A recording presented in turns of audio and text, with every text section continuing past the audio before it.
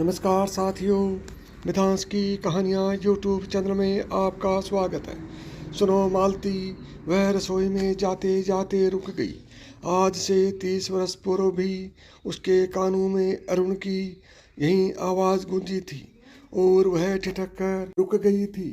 उस आवाज़ की गूंज ने उसे अपने आप से दूर कर दिया था।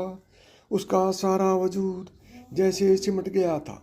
दिल के एक कोने में उसे आज भी याद है, जब शादी होकर वह ससुराल आई थी।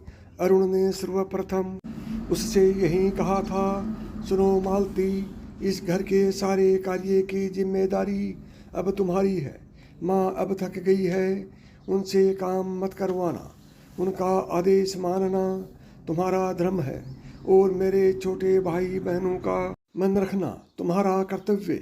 शिकायत का मौका मत आने देना, ध्यान रखना। बस यही कहना था। कुछ सुनोगे नहीं, वह मन ही मन बुदबुदाई। मगर तब तक अरुण जा चुका था, इस धूल में मिल गई। उसे पता ही नहीं चला। आज फिर वहीं, सुनो मालती। मगर आज आवाज़ में नरमी थी। वह अरुण के समीप जाकर खड़ी हो गई और उसके चेहरे की ओर देखा। वह सुनना चाह रही थी कि आज वे क्या कहना चाह रहे हैं। कल उसके बेटे की नवब्याहता बहू पग फेरे के बाद घर आई है। जिम्मेदारी को संभालने में मालती बोलना जैसे भूल गई थी।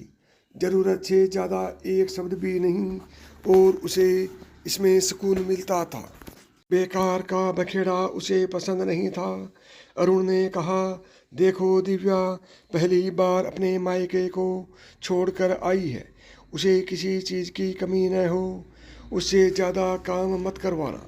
ध्यान रखना, यह सब तुम्हें ही देखना है। मालती देख रही थी अपने पति के बदलते मापदंड को। उसने एक नज़र अरुण के चेहरे पर डाली। उन नज़रों में कुछ ऐसा था कि अरुण की नज़रें झुक गई। मालती ने पूछा, बस यही कहना था, अब जाऊं भोजन बनाने।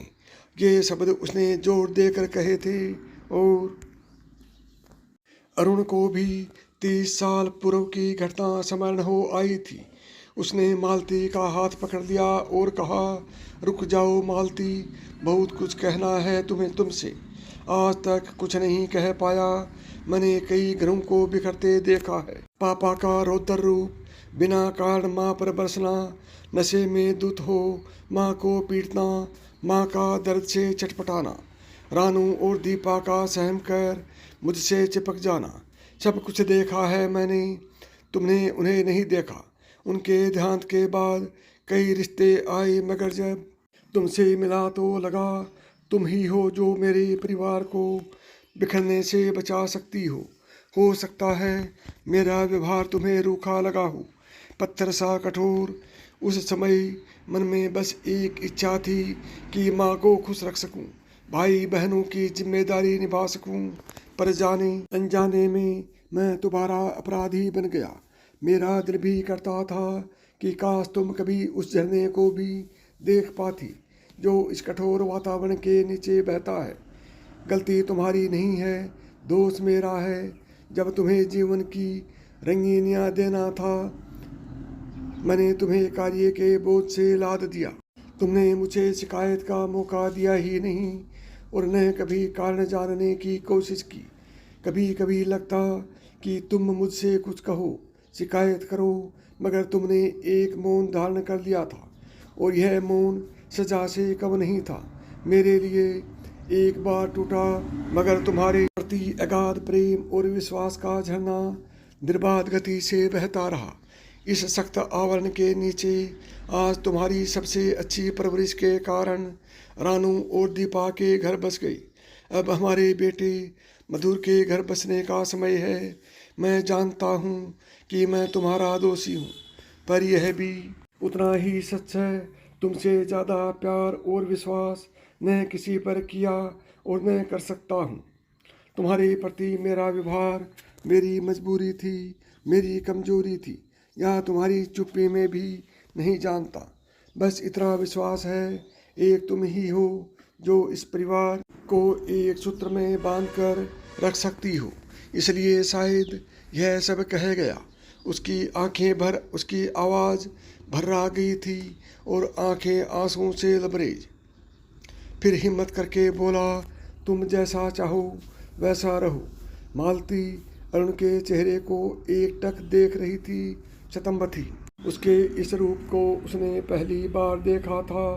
वह सोच रही थी कि कितना अच्छा होता अगर यह झरना उस समय फूटता जब पहली बार सुनो मालती की गूंज उसके कानों में पड़ी थी। तब ये 30 साल रूखे नहीं सरल तरल होते। खैर, उसके होठों पर मुस्कान तैर गई। वह अरुण से बोली, तुम अपना विश्वास कायम रखना। यह घर कभी नहीं बिखरेगा, मगर एक शर्त है, इस सख्त आवरण के नीचे से धारा प्रवाहित करते रहना। ऐसा नहीं हो कि एक और मौन जीवन की सरिता को सुखा दे। अरुण ने कहा, ऐसा कभी नहीं होगा। दोनों खिलखिलाकर हंस पड़े और पूरा घर खुशी से महकने लगा। साथियों, यदि यह कहानी आपको पसंद आई हो तो मिधांस की कहानियाँ यूट्यूब चैनल को सब्सक्राइब करें। नमस्कार दोस्तों, जय श्री कृष्ण।